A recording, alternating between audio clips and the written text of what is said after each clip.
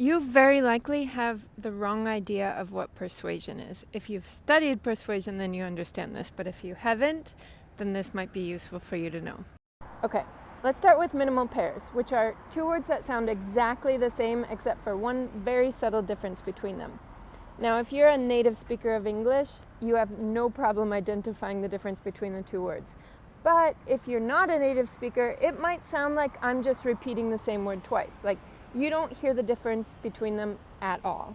Some examples of minimal pairs are 30 and 13, or ships and chips, little and riddle, shit and sheet, ice and eyes. Basically, if you can't hear the difference between some of those, it's because you have to tune your ears by listening over and over and over to like a recording of those two words, and hopefully also watching a video where you can see the person's mouth shape and the way their tongue moves.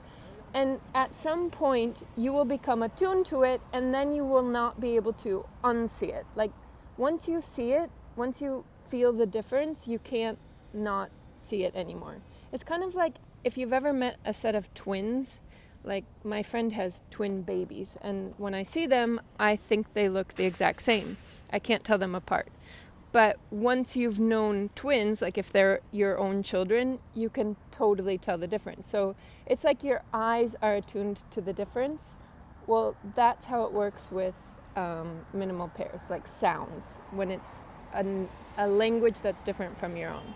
Another example is vocabulary words. So once somebody teaches you a word that you think you've never heard, suddenly you start hearing it everywhere you go. Or, for example, thank God. I always tell my students it's not thanks God, it's thank God. But it's like up until this point, they're convinced that every time they've heard that, they're hearing thanks God.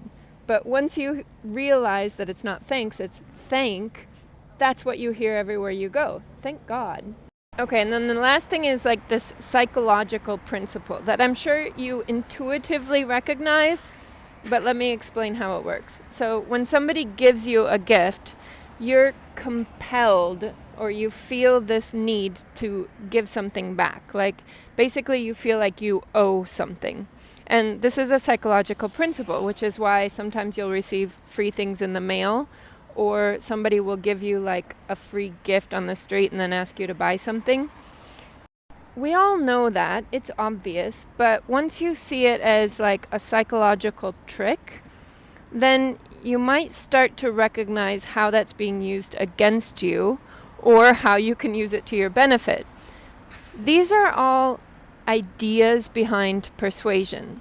So the reason I point this out is persuasion is not solely a negative thing. Persuasion is the way that your brain becomes attuned to new information little by little through practice and recognition.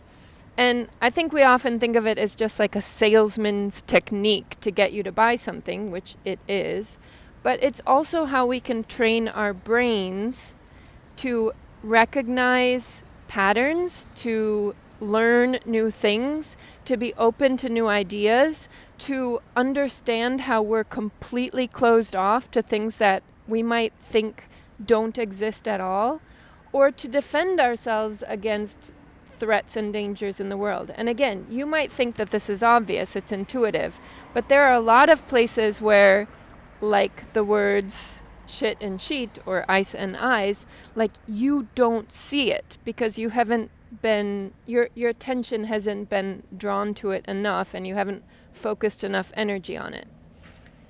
So check out some books on persuasion and open your mind to new ideas. Happy holidays.